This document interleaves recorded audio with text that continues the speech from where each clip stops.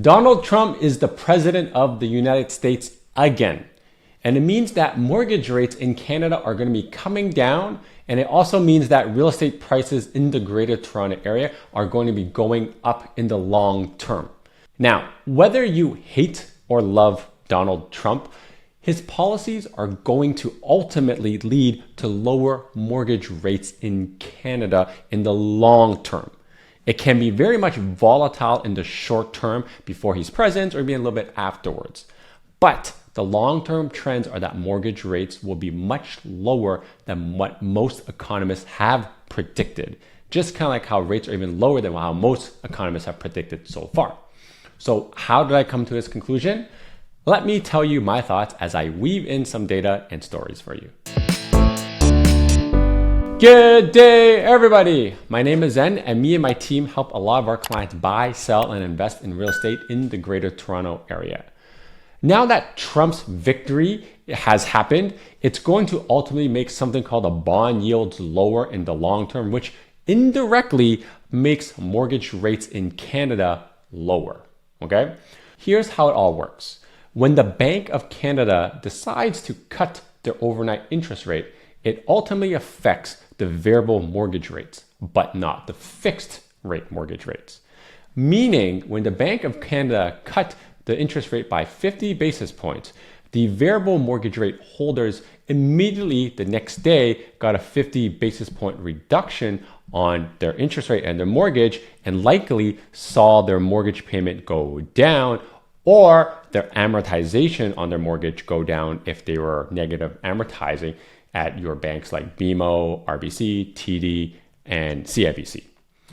What the Bank of Canada does not control directly is the fixed rate mortgage market. Okay? This fixed rate mortgage is tied to something that we call the bond market. And the easiest way I can explain this, while not technically correct, but it's just to convey the point in the most simple way for you, is that if you go and get a 3-year fixed mortgage, the bank essentially goes to the 3-year bond market and borrows the money that day and lends it to you and makes a spread. The spread being the difference that the bank borrowed the money from the bond market and what they're lending it to you. So the bank is making money by lending you money that they borrowed from the bond market. So when the lower the bond market, the lower your fixed rate mortgage. Get it? So our current bond market, whether the 3-year or the 5-year, and that's what affects the fixed rate mortgages, is currently and has always been tied directly to the US bond market. And this right here is exactly how the Trump presidency is going to be affecting the prices in the Greater Toronto real estate market. Trump's policy was always going to cause a deficit long term, and his policies were always going to cause a larger deficit than who was running up against Harris's, meaning that the US economy is going to have less tax revenue or less money to spend, and they're going to have to borrow more money to make it work, which in turn means that the US government will borrow more money and that the bond yield, right, the bond market will go down. And when the bond yield goes down, the Canadian bond yield also goes down with it, which ultimately means that mortgages in Canada on the fixed side are coming down. Catch my drift, right? And again, this is like long-term, much longer than like the next 3 months. It could be like 2025, 2026. But there's going to be so much volatility in the short term right now, so you have to see past that. And the reason why the 5-year fixed mortgage is down from the start of the year in Canada is because the bond market in Canada came down, as you can see in this picture, right? It has nothing to do with, the Bank of Canada's announcement directly. So the variable right now is like in the mid to high 5s. The fixed right now is in the low 4s, and what we're seeing with most of our buyers is they're going fixed, 3-year fixed. And the Bank of Canada's announcements really isn't like moving the needle on the ground on the buying side. What it is just improving sentiment in the market, but not giving buyers more buying power at this point in the juncture of kind of all this craziness that's happening. And this is going to continue as Trump becomes president next year.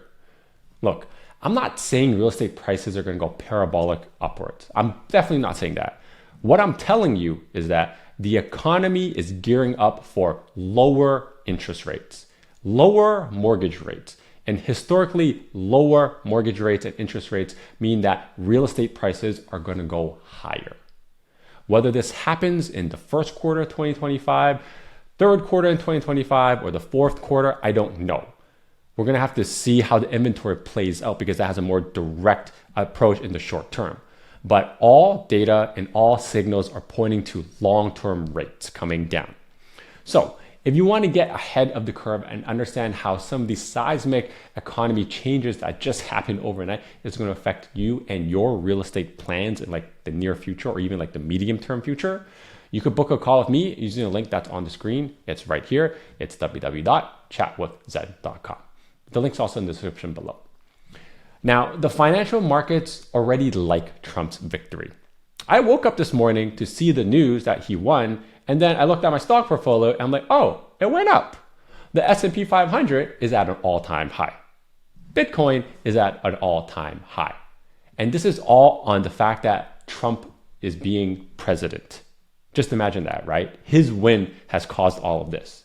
So the market is reacting, and these are just the most liquid type of assets that can be traded immediately and will see immediate impacts on the price. But real estate is not that liquid. But it does change the sentiment in the long-term future and near-term future to an extent, and it will have a trickle-down effect on the Greater Toronto real estate prices over time. There's just no denying it.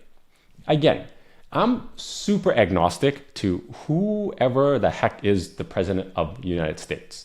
Personally, I don't care. I don't believe anyone in government can change my life more directly than what I can do for myself and change it myself. Whether that is the red side, the blue side, the left side, the red side, whoever's in power, whether it's in Canada or US, I really just don't care because it doesn't affect me. And really worrying about things you cannot control, such as who is the president of the United States or the prime minister of Canada, is just only going to stress me out. So I don't care. However, there is something about skating in the right direction and riding the economic trend. And based on like the Trump policies, it looks like mortgage rates in Canada are coming down and even lower than what most economists are expecting because long-term, the rates are going to go lower than that, which ultimately is going to lead to more demand, and more demand means to higher real estate prices. Follow?